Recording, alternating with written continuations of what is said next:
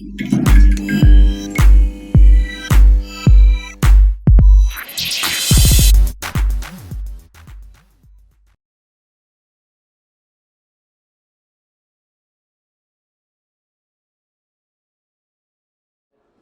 to a short video of Tools for Agile Teams 2019. I'm Jurgen Appelo here. Hi.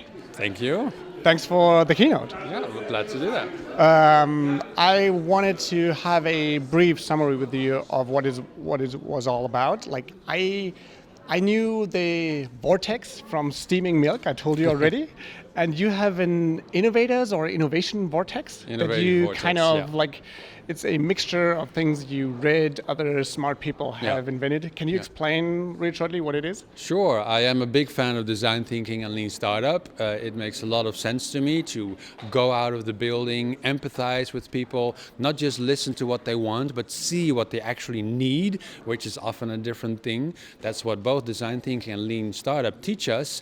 But one thing that I don't like is the pictures of design thinking because they look very linear. The traditional like pictures. Waterfallish. It looks waterfall. They don't intend it like that. They don't mean it, but the pictures look waterfall. And the lean startup picture looks like half is missing. Build, measure, learn. Where's the rest? Where do the ideas come from?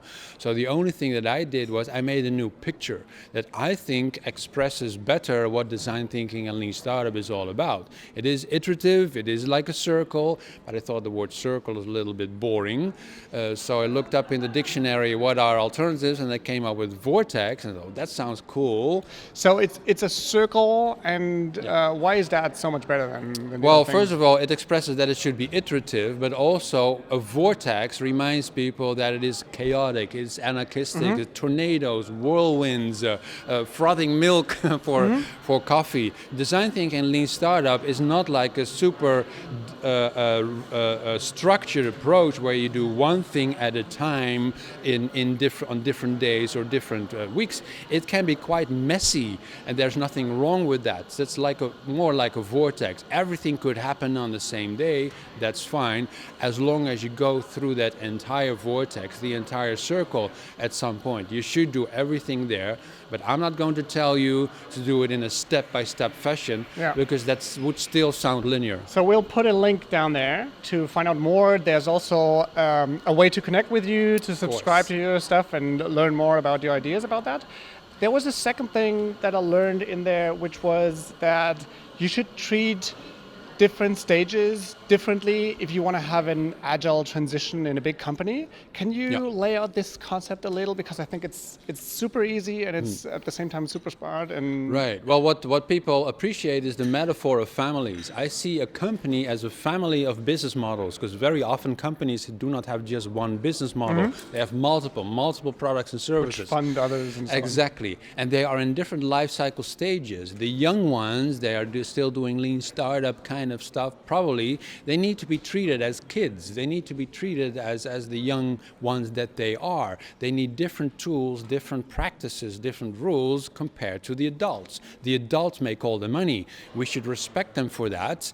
They might be in their midlife crisis. They might still need to be more agile and lean, but what agile and lean means for the adults who are older is very different from what agile means to the kids who are playing and have a very different kind of lifestyle or maturity stage. So I try to tell people that we can only save agile transformations when we do not treat everyone the same in the company.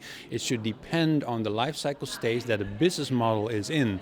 Are they kids? Are they teenagers? Are they adults? Or are they senior citizens near the end of their life? Then you should basically not touch them at all and respect them for the long life that they already had.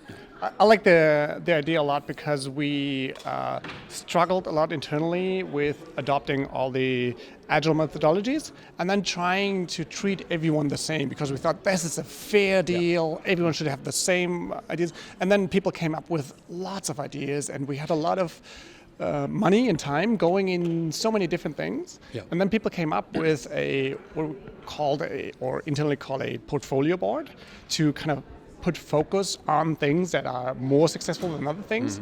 And then other people were screaming, oh, this is waterfall now. You're putting back the old mean evil things here. No, and no. like today, I understood that the idea seems to be No, valid in other exactly. cases as well. You have to clearly distinguish those two. On the one hand, you have the maturity stages of the business model where the products and services should be treated differently. I'm not saying that people should be treated differently. No, they should be treated equally, of course.